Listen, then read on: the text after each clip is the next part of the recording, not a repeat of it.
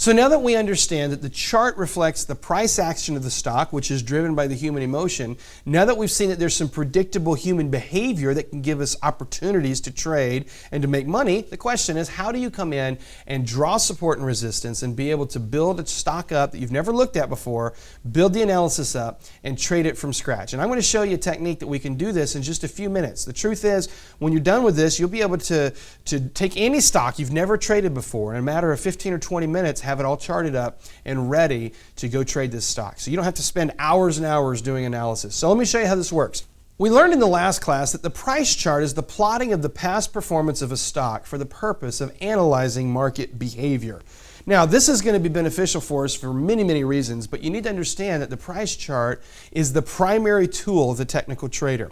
In the last lesson, we learned that there was three main views that we use with the price chart. There's the line chart, there's the bar chart, and there's the candlestick chart. The line chart, of course, is the most basic. It's just going to take the closing price of the day and draw the line connecting each of those. It's going to be a nice, clean chart that gives us some really good benefits for some things, but it's not giving us all the information that we need in terms of the open, the high, the low, and the close. So that's where the bar chart comes in. The bar chart shows us all of that information, the open, the high, the low, and the close, and we can see all of this in one location, one chart. We read these from left to right. Of course, the little left hash mark indicates the opening price of the day.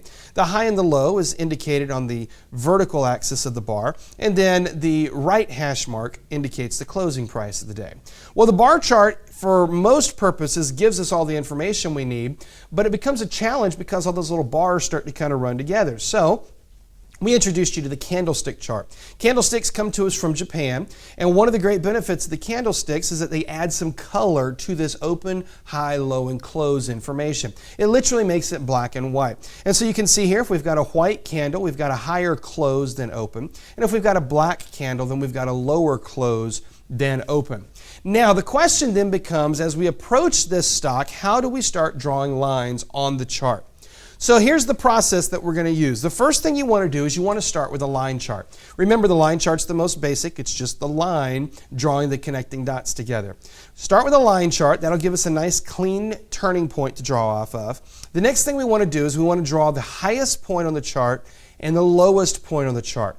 The highest point and the lowest point, this is going to kind of help us frame the chart. If you just look at a stock that you've never looked at before and you've got all these lines going up and down, it might be a little bit random looking to you. So by putting this high here and this low here, it gives us some boundaries and we can start to frame what that chart is going to look like. Now, the next thing we want to do is we want to come through and we want to draw a line connecting all the support and resistance points. And so we're looking for a minimum of 2 points to make a line. And ideally, we're going to have 3 points or more. When we have 3 or more points, we start to have some trends in there, and it starts to be a more consistent turning point for that individual stock. Now, the next thing you want to do is you want to be looking and trying to identify any price point where the stock hits that price point and turns multiple times. The more times that a stock hits that point and turns, the more important that price is. And then finally, once you're done charting the stock, once you've put all your lines on the chart, the last thing we want to do is we want to flip over to our candlesticks and see if we get any additional confirmation of the lines that we've just drawn. All right, so let's do this. This is kind of a theoretical version, a textbook version, and then we're going to go do some real world analysis here in the next video chunk. But for now, here's the way we're going to start this. We're going to start with a line chart. That's what you see on the screen. Now, the next thing we need to do is we need to draw the high and the low. So right here across the bottom, you see the low, and now we've drawn the high.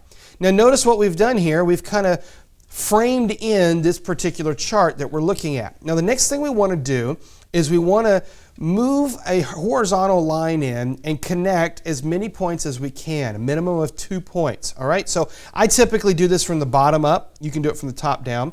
But what you notice here is we've taken a line and we've simply drawn a line where these turning points start to appear. Now what we've got is we've got a chart that kind of has a grid that it can trade through. And this grid, what you're going to find is these grids, they get established and they stay in place for years on end. Okay, so that's the basic idea right there. What we're going to do in a few minutes here in the next video is we're going to actually go into to a charting software and do this from scratch. But I just want you to kind of have a basic textbook theoretical version of this to get started.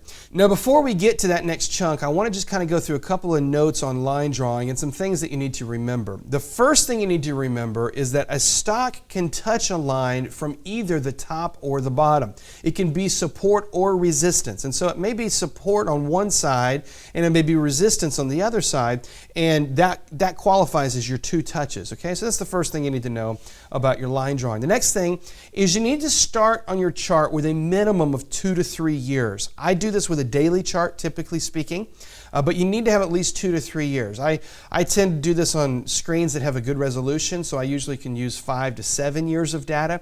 And basically, the more data you can put on the screen, the better your charting is going to look. Again, I start with a daily chart. A daily chart's a fine time frame to start with. If you need to go up to a weekly chart because you have a really small screen for whatever reason, you can do that, but you've got to come back to the daily chart so you can really make sure you're getting those turning points on a more reasonable time frame. If you're a day trader, you're going to want to start with a daily chart, get those lines drawn, and then you can go into the intraday chart, and you're also going to probably want to draw some lines from there as well. All right, in the next video, we're going to actually get into the charting software, and we're going to draw and chart some stocks from scratch.